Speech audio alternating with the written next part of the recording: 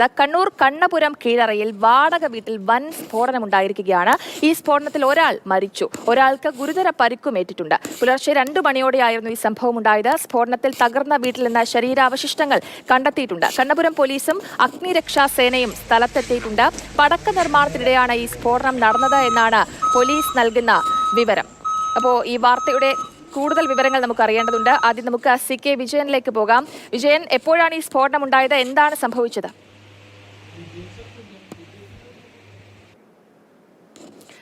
വലിയൊരു സ്ഫോടനമാണ് ഉണ്ടായത് എന്നുള്ളതാണ് മനസ്സിലാക്കുന്നത്. നമുക്ക് റിപ്പോർട്ടേഴ്സിലേക്ക് എത്താം. പുലർച്ചെ 2 മണിയോടെയായിരുന്നു ഈ ഒരു അപകടം ഉണ്ടായത് എന്നുള്ളതാണ് മനസ്സിലാക്കുന്നത്. ഈ വീട്ടിൽ ഉണ്ടായ ഈ ഒരു സ്ഫോടനത്തിൽ ഒരാൾ മരിക്കുകയും ഒരാൾക്ക് ഗുരുതര പരിക്കേൽക്കുകയുമാണ് ചെയ്തിട്ടുള്ളത്. എന്താണ് സംഭവിച്ചത് എന്ന കാര്യത്തിൽ കൂടുതൽ സ്ഥിരീകരണങ്ങൾ ഇനി വരേണ്ടതുണ്ട്. അപ്പോൾ ഈ ഒരു സ്ഫോടനത്തിൽ തകർന്ന വീട്ടിൽ നിന്ന് ശരീര അവശിഷ്ടങ്ങൾ കണ്ടെത്തിയിട്ടുണ്ട്. ഈ വീട്ടിൽ ഒരാൾ മാത്രമായിരുന്നോ, 2 പേരാണ് ഇപ്പോൾ ഉണ്ടായിരുന്നത്, മറ്റാളുകൾ ഉണ്ടായിരുന്നോ എന്നതൊക്കെ അറിയേണ്ടതുണ്ട്.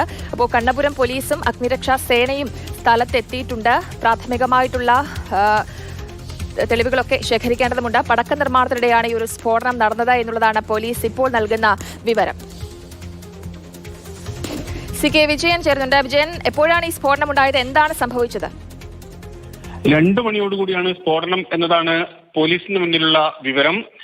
എന്താണ് കാരണമെന്ന് മാത്രമല്ല, എന്താണ് കാര്യങ്ങൾ എന്ന കാര്യത്തിൽ അടിമുടി ദുരൂഹത ഇപ്പോഴും തുടരുന്നു. എങ്ങനെയാണ് സ്ഫോടനം ഉണ്ടായത്? അവിടെ സ്ഫോടക വസ്തുക്കൾ ശേഖരിച്ചതാണോ, ഇനിയല്ല അത്തരത്തിൽ നിർമ്മാണ പ്രവർത്തനങ്ങൾ നടക്കുന്നുണ്ടോ എന്നതുൾപ്പെടെയുള്ള കാര്യങ്ങളാണ് ഇപ്പോൾ മൊത്തം അവ്യക്തത നിലനിൽക്കുന്നത്. ഏതായാലും ഒരു കെട്ടിടം ആകെ തകർന്ന് തരിപ്പണമാകാൻ പാകത്തിലുള്ള അത്രയും ഉഗ്രശേഷിയുള്ള സ്ഫോടനം ഉണ്ടായിട്ടുണ്ട്. 2016 ഇതിന് സമാനമായി കണ്ണൂർ പള്ളിക്കുന്ന് രാജേന്ദ്ര നഗർ കോളനിയിലാണ് ഇതുപോലൊരു സ്ഫോടനം ഉണ്ടായത്. അന്നും ഇതുപോലെ വീട് പൂർണ്ണമായി തകരുകയും അതിൽ 3 പേർക്ക്, വീട്ടിനകത്തുണ്ടായിരുന്ന 3 പേർക്ക് പരിക്കേൽക്കുകയും ചെയ്തിരുന്നു. ഇതിൽ ഈ ഒരാളുടെ മരണം പോലീസ് പൂർണ്ണമായും സ്ഥിരീകരിക്കുന്നുണ്ട്. ബാക്കി എത്ര പേരുണ്ട്, അതിനകത്ത് മറ്റുള്ളവർ ഉണ്ടായിരുന്നോ, എങ്ങനെ ഉള്ളവരുടെ പരിക്ക് എന്താണ് എന്നതുൾപ്പെടെ ഇപ്പോഴും പോലീസിന് ഒരു വിവരവും ലഭിക്കുന്നില്ല. പോലീസിന് കിട്ടിയിരിക്കുന്നത് ഇപ്പോൾ ഈ സ്ഫോടനത്തിൽ തകർന്ന് ശരീര അവശിഷ്ടങ്ങളാണ് പല സ്ഥലങ്ങളിലായി ചിന്നിച്ചിതറിയിരിക്കുന്നത്. കോൺക്രീറ്റിന്റെ പാളികളടക്കം കോൺക്രീറ്റിന്റെ കട്ടകളായി തെറിച്ച് മറ്റു സ്ഥലങ്ങളിലേക്കെല്ലാം തന്നെ എത്തിയിട്ടുണ്ട്.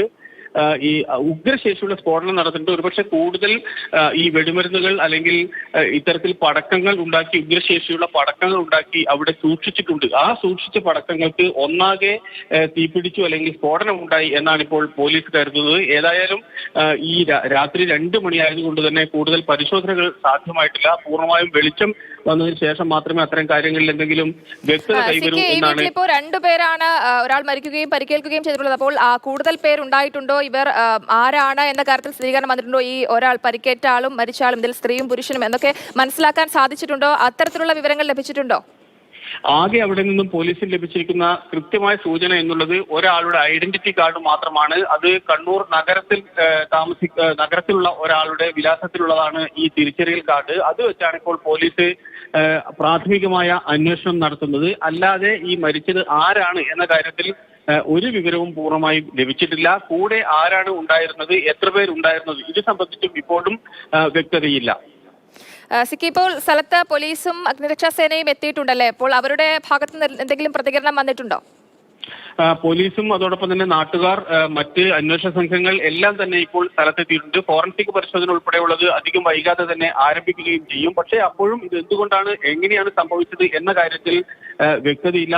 ഏറ്റവും പ്രധാനം പോലീസ് അതിൽ മറ്റുള്ളവർക്ക് ആർക്കെങ്കിലും പരിക്കേറ്റിട്ടുണ്ടോ എന്നതുൾപ്പെടെയുള്ള കാര്യങ്ങളാണ് പരിശോധിച്ചു വരുന്നത്. എന്താണ് അവിടെ നടക്കുന്നത് എന്ന കാര്യവും അറിയില്ല. നേരത്തെ തന്നെ ഇത്തരത്തിൽ ഈ അവിടെ വാടകയ്ക്ക് നൽകിയ ആളെ സംബന്ധിച്ചും അതോടൊപ്പം തന്നെ അവിടെ താമസിക്കുന്ന ആളെ സംബന്ധിച്ചും പോലീസിന്റെ അന്വേഷണം ആരംഭിച്ചിട്ടുണ്ട്.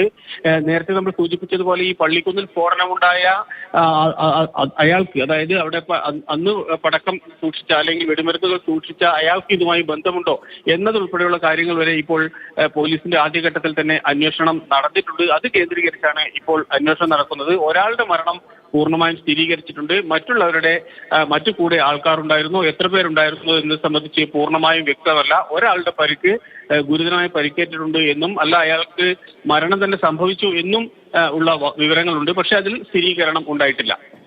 ശരി സിക്കെ, കണ്ണൂർ കണ്ണപുരം കിഴറയിലാണ് വാടക വീട്ടിൽ ഈ ഒരു വൻ സ്ഫോടനം ഉണ്ടായിട്ടുള്ളത്. ഈ ഒരു സ്ഫോടനത്തിൽ ഒരാൾ മരിക്കുകയും ഒരാൾക്ക് ഗുരുതര പരിക്കുമാണ് ഏറ്റിട്ടുള്ളത്.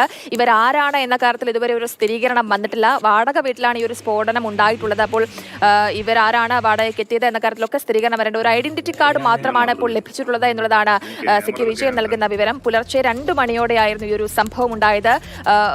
അടിമുടി ദുരൂഹതകളുണ്ട്. എങ്ങനെ ഈ വീട്ടിൽ ഈ ഒരു സ്ഫോടനം ഉണ്ടായി, എന്താണ് അവിടെ നടന്നിരുന്നത്, ഇതൊക്കെ അറിയേണ്ടതുണ്ട്. ഈ ഒരു സ്ഫോടനത്തിൽ തകർന്ന വീട്ടിൽ നിന്നാണ് ശരീരാവശിഷ്ടങ്ങൾ കണ്ടെത്തിയിട്ടുള്ളത്. ഇപ്പോൾ സ്ഥലത്ത് കണ്ണപുരം പോലീസും അതേപോലെ തന്നെ അഗ്നിരക്ഷാ സേനയും സ്ഥലത്തെത്തിയിട്ടുണ്ട്. പരിശോധനകളൊക്കെ നടക്കുന്നുണ്ട്.